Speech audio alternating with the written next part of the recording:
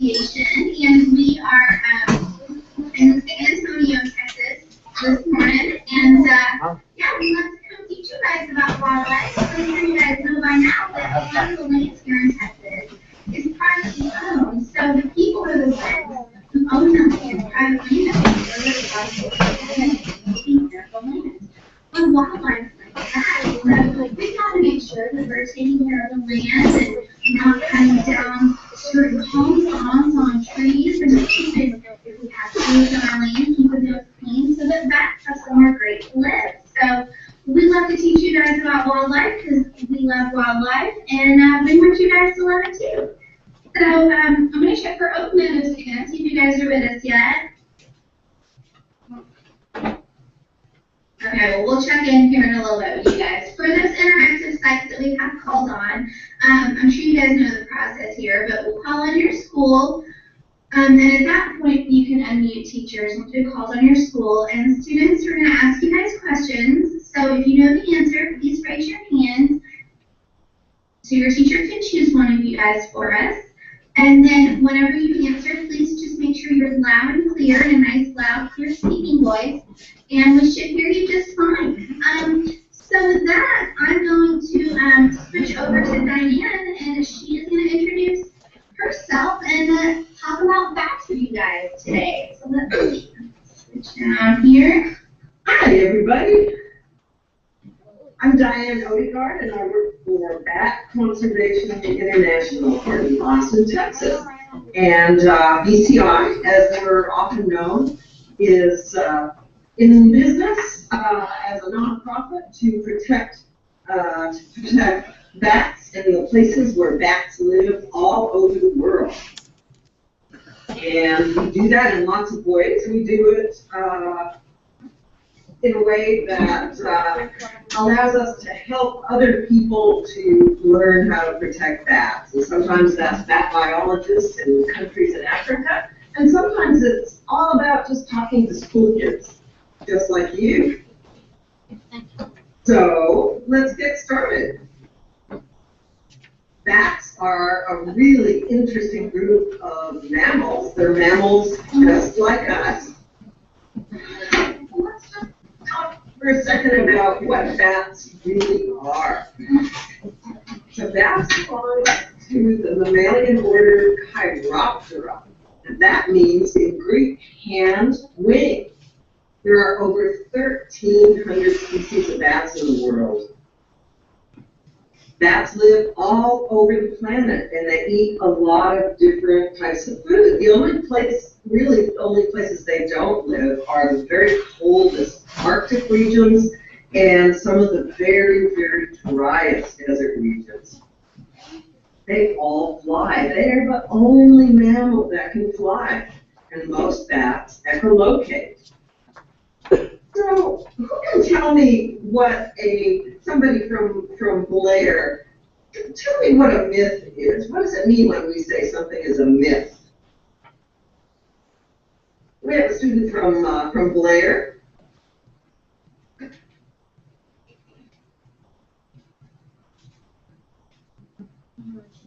Blair, are you with us? Yes. Yes, sorry. What's a myth about bats? Or what does it mean when we say something is a myth? A myth. They're thinking. Okay. A myth. A legend. That's okay. I'll tell you what. We'll get back to you. We'll get back to you in a minute, unless somebody has an answer right now. A myth is something that you hear about for a really long time. You might hear something your parents and your grandparents have said for many, many years. And it's a myth because it's really not true, but people sometimes think it's true. So there are a lot of myths that people believe about bats. For instance, bats are blind. Is that true or false? Let's get Blair. Do we have a student from Blair? Is it true or false that bats are blind?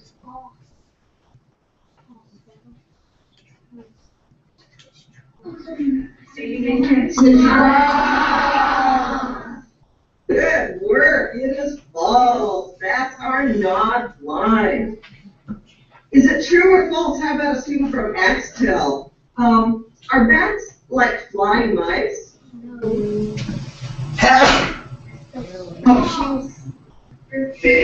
that's right.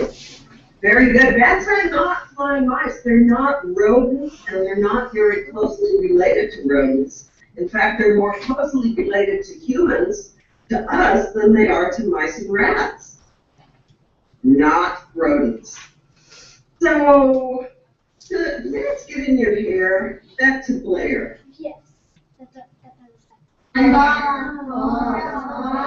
bats don't want to get in your hair. They don't want to get in your hair, and one reason why they don't get in your hair is because they echolocate. So that means that bats can not only see with their eyes, they can sort of see with their ears.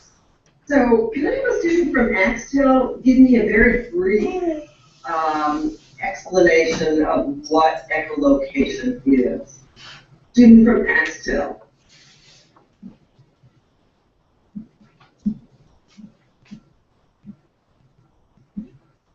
It's like, it sends out the sound, and then it gets an animal to know what it is.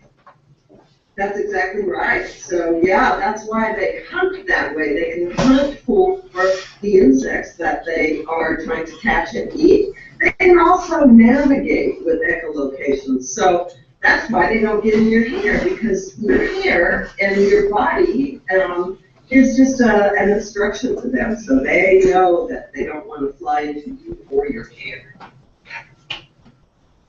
So here's another bat myth that a lot of people still believe. Lots of kids and lots of adults believe this, that all bats have rabies. Oh my God. Well, that's not true.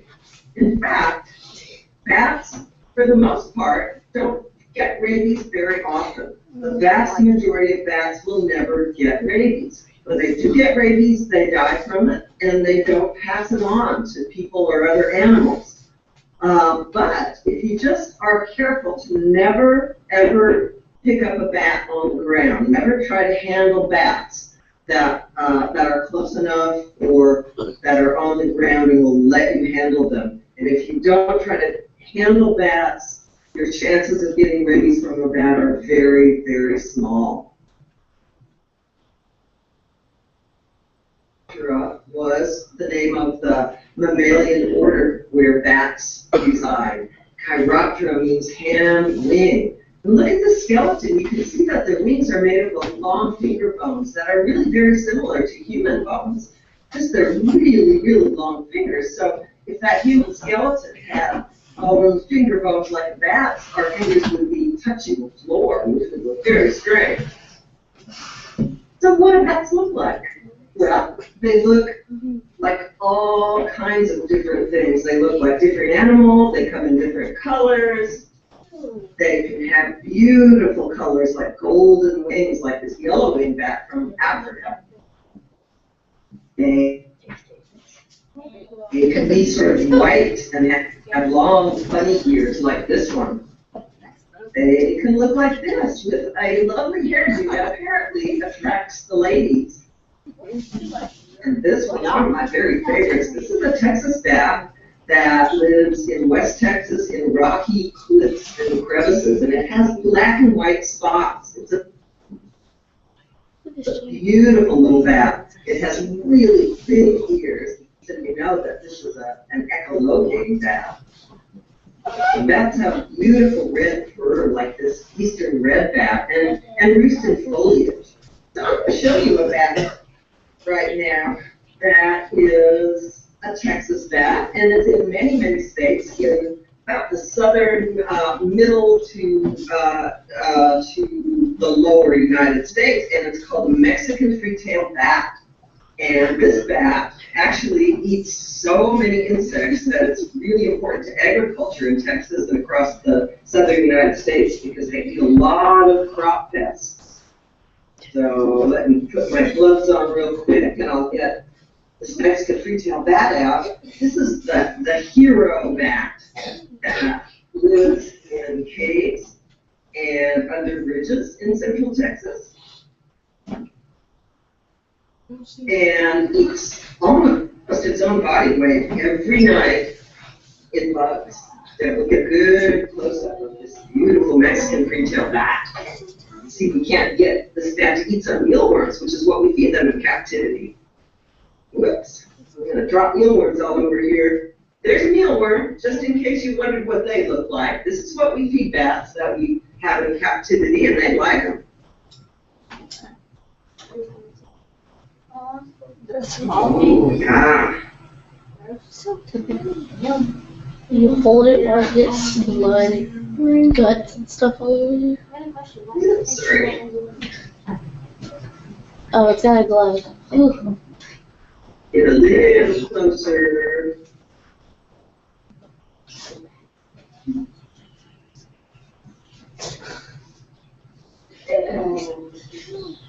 Let's see if I can get Sorry, interruption, please, fifth grade teachers and students, if you'll just hold in the classroom, I'll let you know when You it's can time. see that this bat has really large ears, really big ears.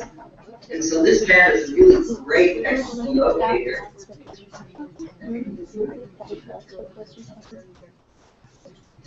There we go. I knew this bat wanted to eat that mealworm. Oh, yeah, delicious. I don't know if you can hear this, but this bat eats with its mouth open. You shouldn't. But he does. There we go. Oh, something's going on here. I just don't know if I can keep it. I feel so bad. There we go. There. And you can see how small this bat looks with the wings folded.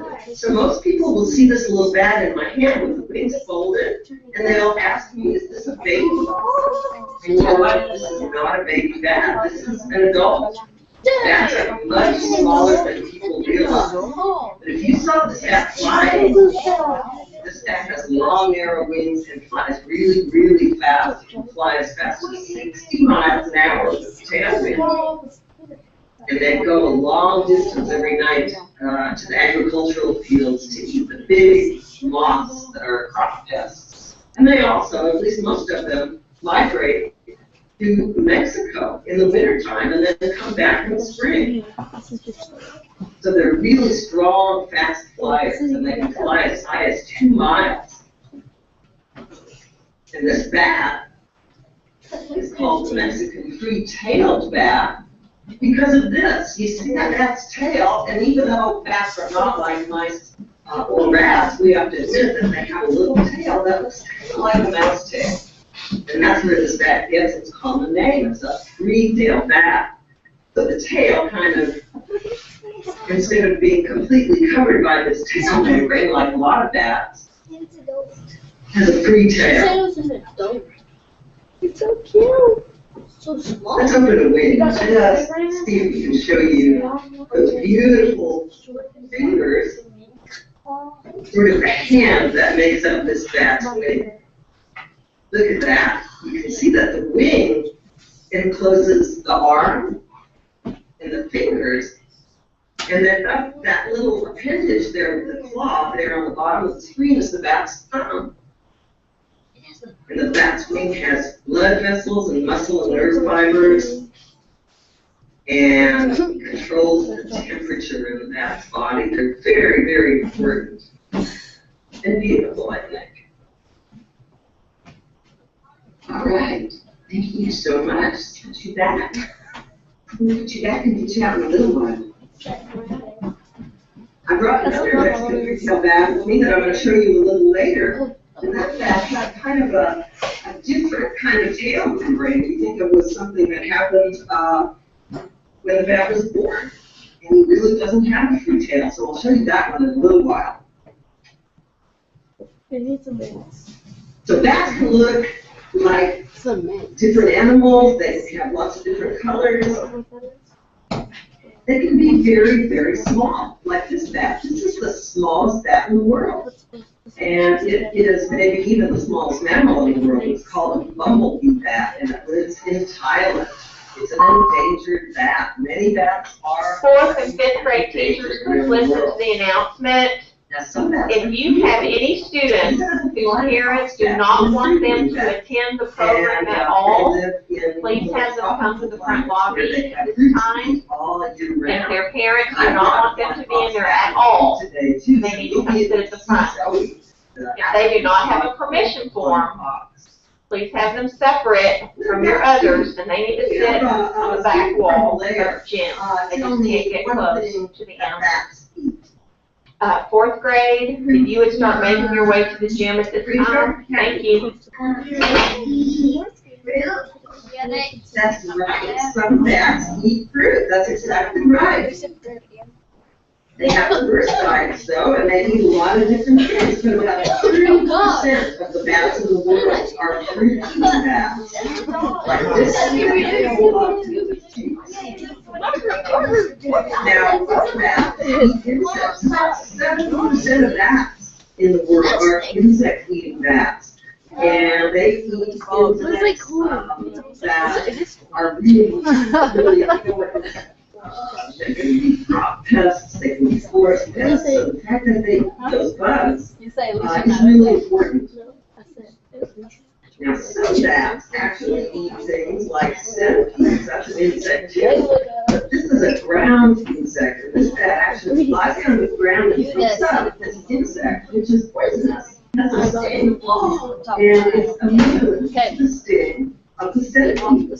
So it picks it up off the ground and flies off with the centipede. It doesn't matter. It doesn't matter. That is a pretty cool bat.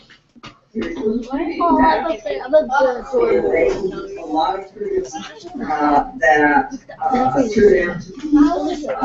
be No, I'm the big one in the corner. You're the little one in the fruit trees grow in places far away from the trees where they got the fruit. So sometimes these bats actually are important for regrowing forests. Now these, there are two of them in this picture. These are African straw-colored flying fox bats, and I have this bat with me today, Zoe. She's a 23-year-old bat, and right at the end of the program, I'm going to bring her out when I take questions from all the classrooms. And you can look at her and see how beautiful she is. You see how big her eyes are. And you can tell sometimes by looking at a bat if they have really big eyes and sort of small ears compared to the size of their head. They're most likely not echolocators. They're probably fruit-eating bats. That's another picture of Zoe. She also likes to eat leaves. Out in the wild, she'll eat leaves of trees, but in captivity, she likes to eat lettuce sometimes. Bats drink nectar. That's another thing that bats eat. They actually are pollinating bats. So they drink nectar out of flowers, and in the process, they get pollen all over their faces, and they pollinate other plants. Every time they go to drink nectar, they pollinate. So they also are responsible for making sure that lots of flowers continue to grow. And here's some more pictures of pollinating bats. You can see that long tongue. See this bat right here on top? Has a really, really long tongue and a really narrow face. So it's just custom made for going right into a flower and drinking the nectar and getting pollen over its fur. Some bats actually eat fish, believe it or not. They'll fly down, echolocate through the water to find a fish, and they'll grab that fish with their feet and fly off and eat it. Some bats are carnivores. They actually will eat frogs. Can somebody from Axtell tell me maybe something else that we haven't talked about yet that bats might eat? A student from Axtell.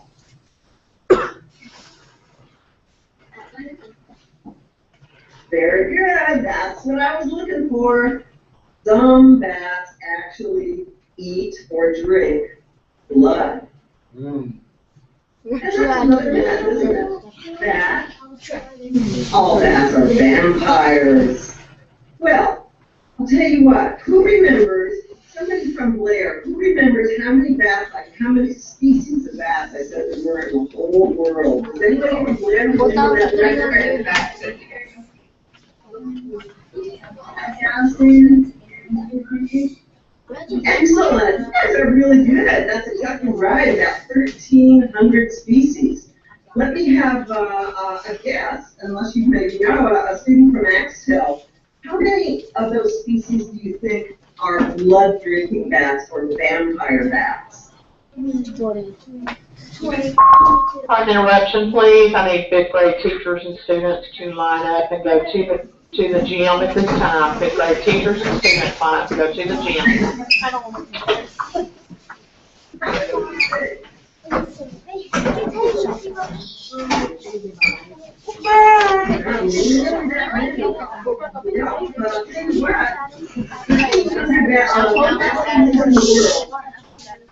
Only three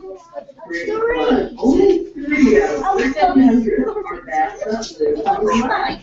This is a picture of a common vampire bat.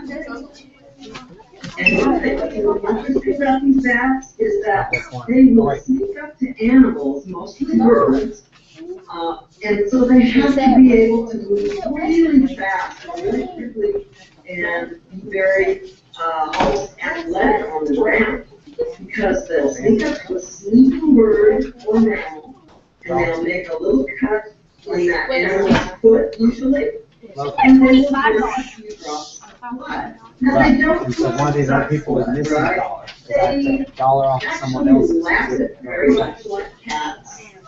Laugh. So I need Haley, Chance, and Casey. Well, I'm talking So about here's that. another So I picture got of some that on the ground, doing almost a somersault. do that. Cartwheel, and he gets to the floor. Yeah, sometimes the animals don't even wake up when the bat is drinking a few drops of blood. So they're not really the big, giant, scary creatures that people think they are. They're really quite small. So bats eat a lot of different things, and a lot of things actually eat bats. Who can tell me a creature that might actually eat a bat? Somebody from Blair.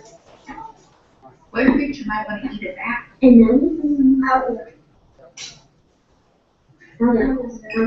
Yeah, that's good. Owls.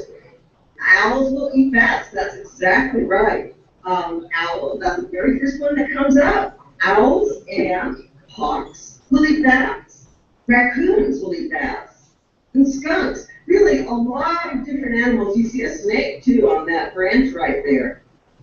Snakes will eat bats. Sometimes in the really big cave roosts where millions of bats live, all of these animals will be hanging around the opening of the cave when the bats come out to see if they can catch a meal, because everybody has to eat. They don't eat very many bats, though. There's so many bats in those caves that it doesn't really matter if a few of them get eaten by some of these animals, because it's just the way nature is. It's natural selection. So where do bats live? Can I have a student from Blair tell me one place where bats might live? Who's right here? They live in caves. Yeah, that's right. And a student from Axtell, where's another place that bats might live?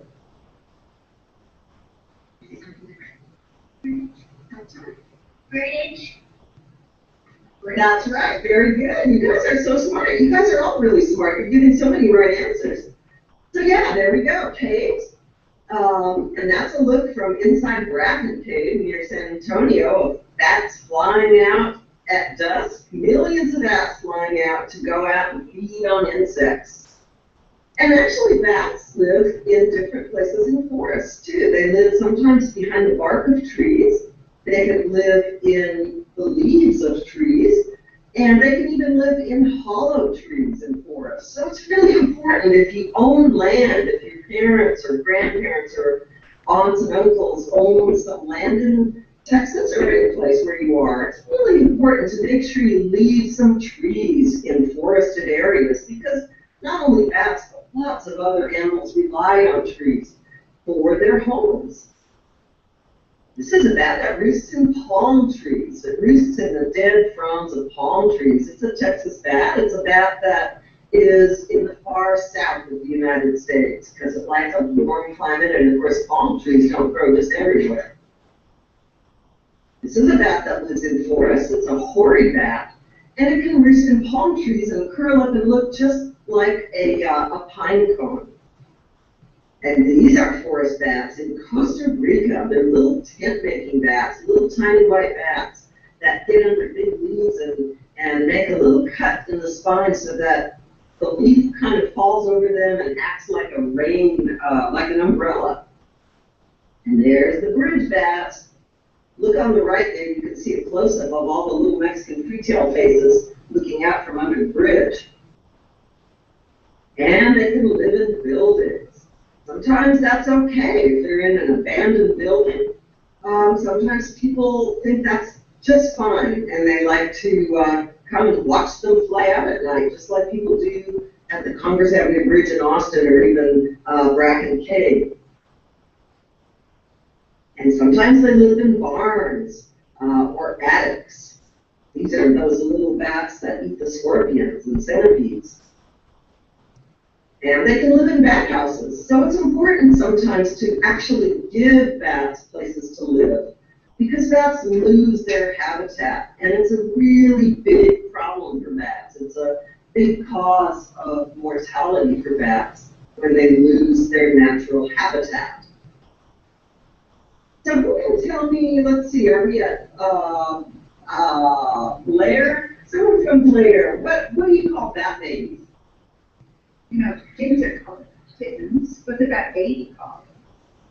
Batting. Batting? Battling? I like that. That's not right, but I really like it anyway. Thank you. I may have to call one of my bat babies a battling. I love it. How about a student from Axtell?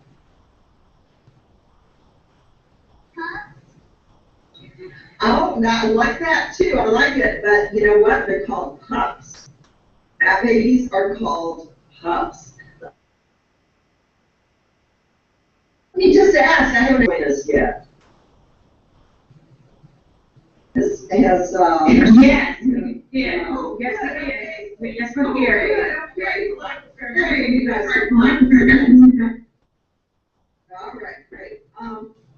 So these are bat pups surrounding a Mexican free-tailed bat mother, and these are newborn bat pups. And the thing is, mother Mexican free-tailed bats will only feed their own baby, their own pup, and they, like most bats, have only one baby, one pup, one time a year. And they know how to find their own baby by the way the baby smells and the sounds that it makes. Now, this is a bat that can actually have more than one baby. This is an eastern red bat, and it's that red-headed bat we saw. This mother actually has 3 pups holding on to her belly. And the pups are all kind of different sizes. It's interesting.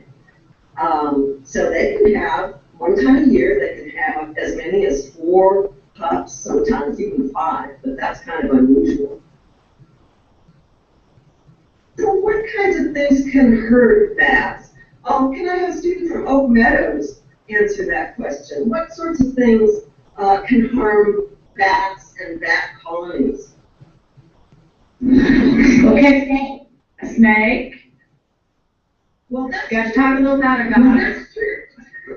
But I'm thinking kind of more in terms of something that can harm whole groups, whole colonies of bats. Let me have another Oak Meadow student. Is there another answer to that?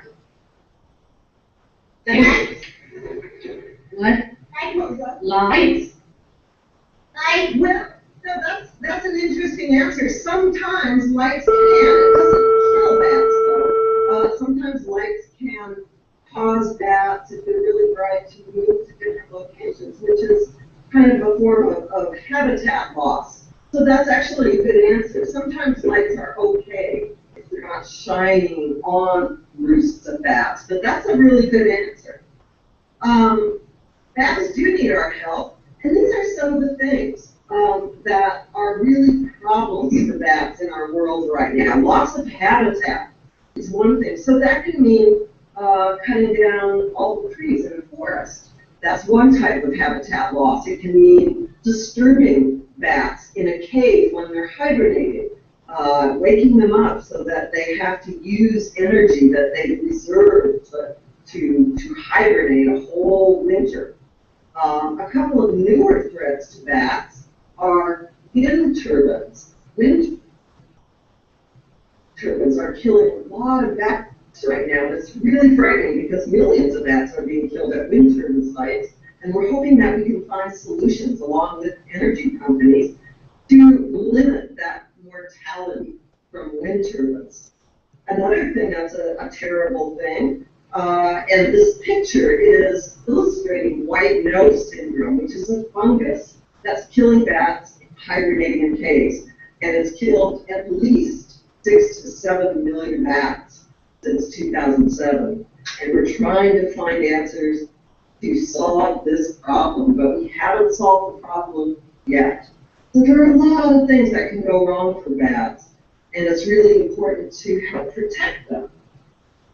So how can you help bats? Can somebody from Blair give me an idea about something you can do to help bats? Maybe Lucia? Okay. We're giving her a good habitat. Is it what is that on habitat? We're giving her a good habitat where it could live. That's right, good habitat. That's exactly right. You can help them by making sure that if there are caves on land that your family owns, to keep those caves open. Don't close the cave off. Consider putting a gate on it if you're worried about people getting in and getting hurt. So that's absolutely something you can do. You can protect the forest on property. Students from Axtell, is there something else you can think of that we can do to help bats?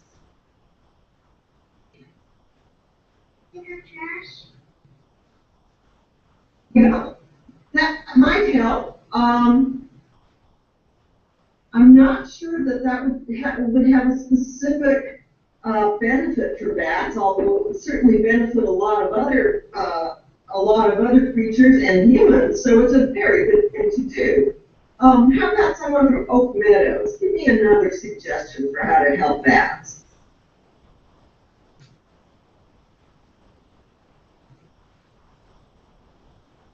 Wait, say it again. Help bats by finding a good home. You said finding a good home for them to live. Well, you know what? Making homes for bats is really, really important. That's a great idea. And look at this picture. You can see in this series of pictures, people are building bat houses here. And this is such a good thing to do. You can do this as a school project. Sometimes Girl Scouts and Boy Scouts do this as a project, or even your neighborhood can do this as a project. You can put up a bat house. You can build it or you can buy it, and you can put it even in your neighborhood. And sometimes when bats lose their habitat in a building, say sometimes people will exclude bats from living in their attic. And that's something that people can certainly do, and we understand why they do it.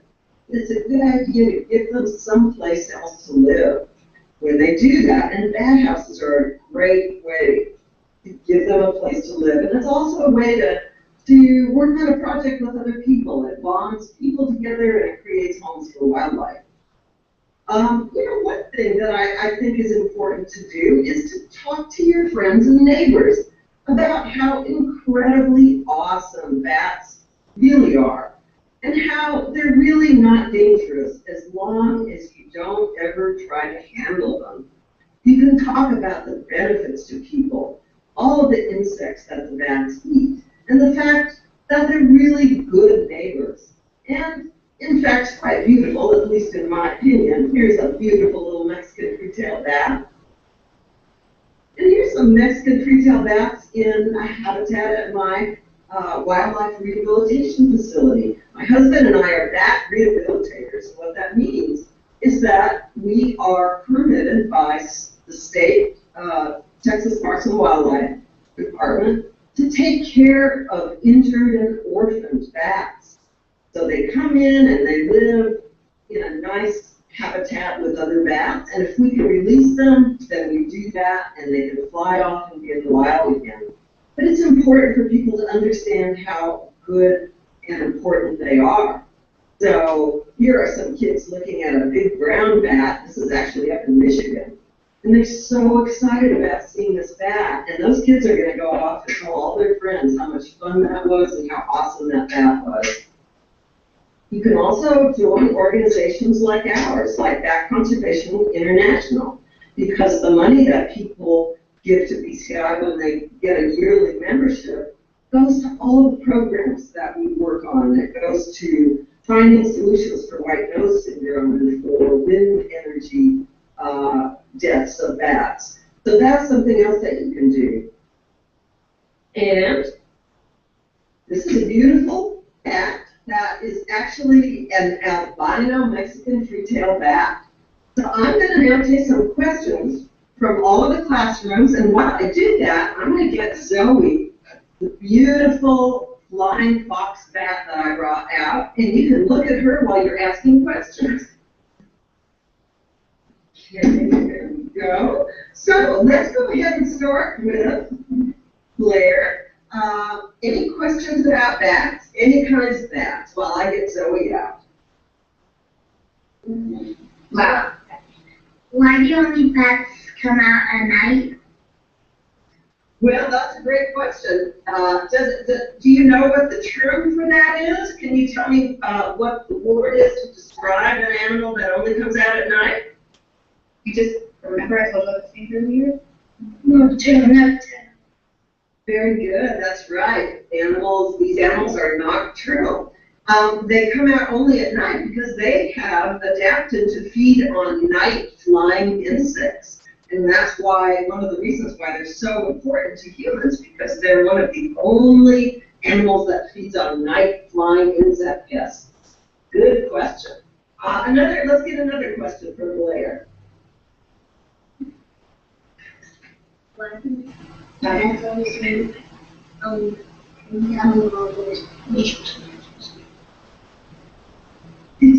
didn't quite catch that. Louder.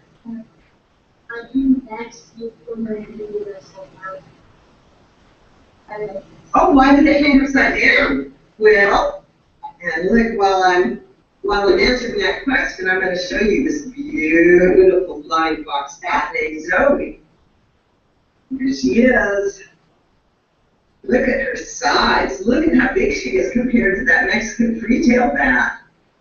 I'm going to put her in her case here and feed her a little bit of fruit so you can watch how she eats.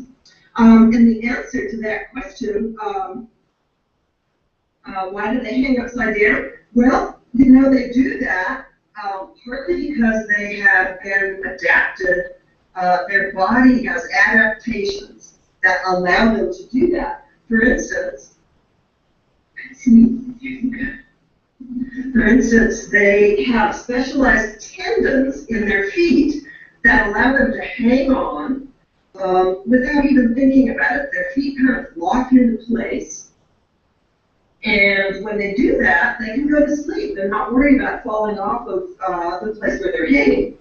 And so the reason why that's important for bats to do is so they can quickly drop into flight if something happens, like a predator comes to try to eat them. Then they can quickly drop into flight and get away really quickly. So those are the reasons that they like to hang upside down, and why they've been adapted to do that. Now I'm feeding her a big chunk of honeydew melon, and she loves honeydew melon. She loves her honeydew. Let's see. Yeah. She loves it. She can get a big old piece of fruit in her mouth, and she can get her cheeks looking like that one picture with a bat that looked kind of like a gopher with a lot of stuff in its mouth. She's 23 years old. So she has been BCI's ambassador bat for a very long time. Can I have, now let's have a couple of questions from Axtel, please. Do bats age like us? Well, that's an excellent question. Whoops, I'm dropping through. Do bats age like us. Well, they don't age exactly like we do, but bats can live a very, very long time. In fact, like I said, this bat is 23 years old, and she could live, I think, easily another 10 years. She would not live that long in captivity because too many predators would probably be able to do some harm to her. But she lived in captivity where she's protected and she gets lots and lots to eat every day. There you go. How about some camel? Yeah, there you go. Oops, no camel. So she can live a long time. The small insectivorous bats, the longest lived insectivorous bat lived 41 years at least. Most. Like this? Oh. Yeah, let me put this up so maybe this shows a little better. There we go. So a bat can live into its 40s. We know this. And because bats mostly give birth only to one baby one time a year and live a very long time, it's very hard for bats to actually recover from the loss of a lot of members of its species. So it's one of the reasons why it's really, really important to protect bats. Bats do get some of the diseases that people get. I have another bat of the same species at my home, and she lives with this bat, Zoe. Her name is Zuzu, and she has arthritis. So she has some of the same, they can get some of the same conditions that people get. She has kind of a painful arthritic condition in her spine and in her hip. Okay, one more question from Axtel, please. How many teeth do bats have? Oh, that's a great question. You know, it depends on the species. Now, the bat that has the fewest teeth is the vampire bat. They have 20 teeth, and they have fewer teeth than any other species. And think about that. I mean, they don't have to chew anything. They really do live only on liquid, on blood. So they don't need a lot of teeth. Some bats have as many as 32 teeth, possibly 34. I don't remember which species has the most teeth, but you can give a range anywhere from 20 to about 34, and that's an approximation. That's pretty close. Good question. You guys are asking great questions. Let's head over to Oak Meadows for a few questions. What do baby bats eat? Well, that's a great question. Remember, we talked about bats being mammals, just like we are. So what baby bats eat is mother's milk.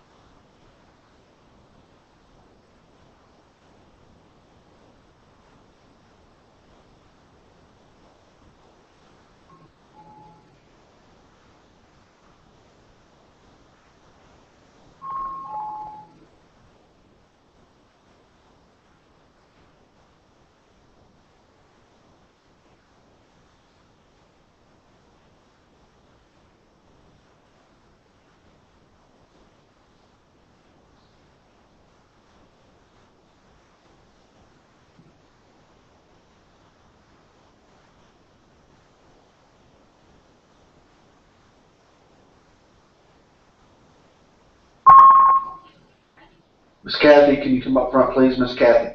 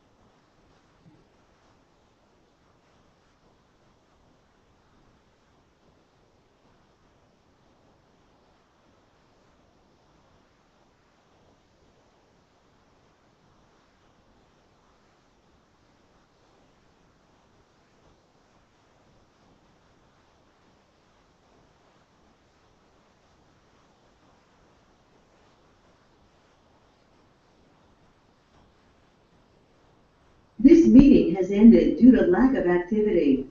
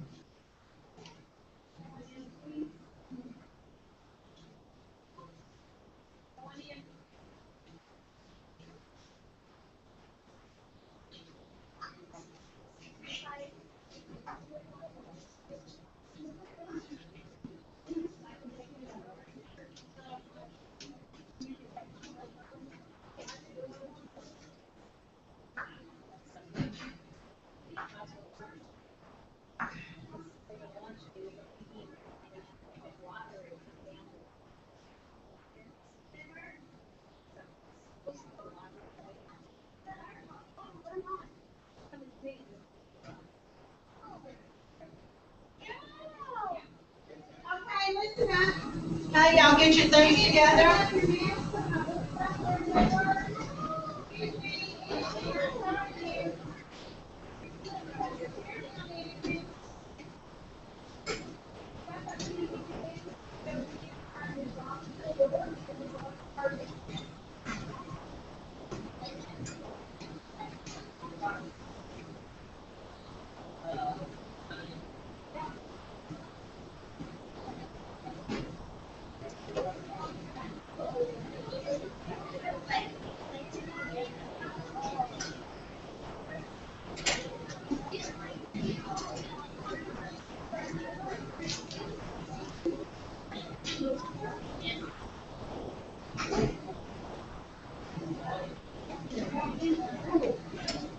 What are you doing, Lil? You want to hear?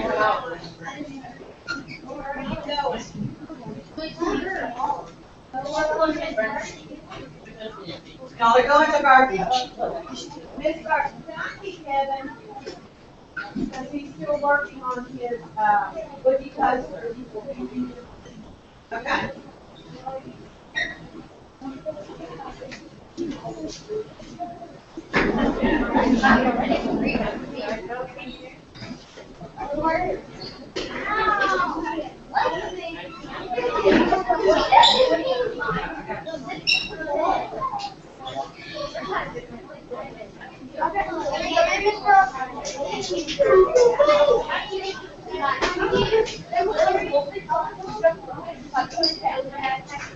What we didn't have seen,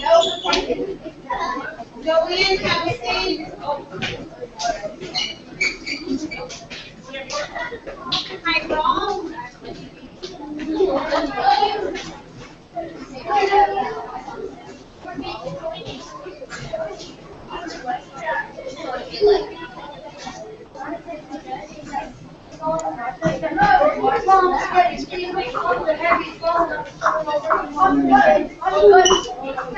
Oh God, it's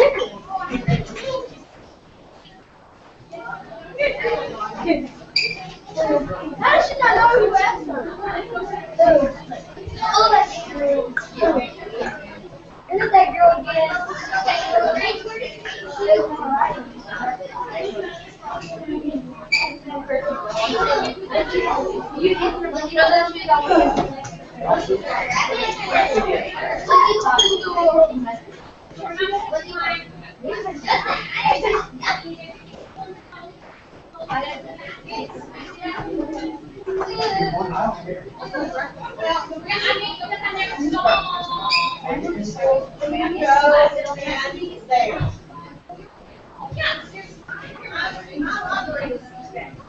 She's coming and taking books up and just coming and showing it. I got those things good.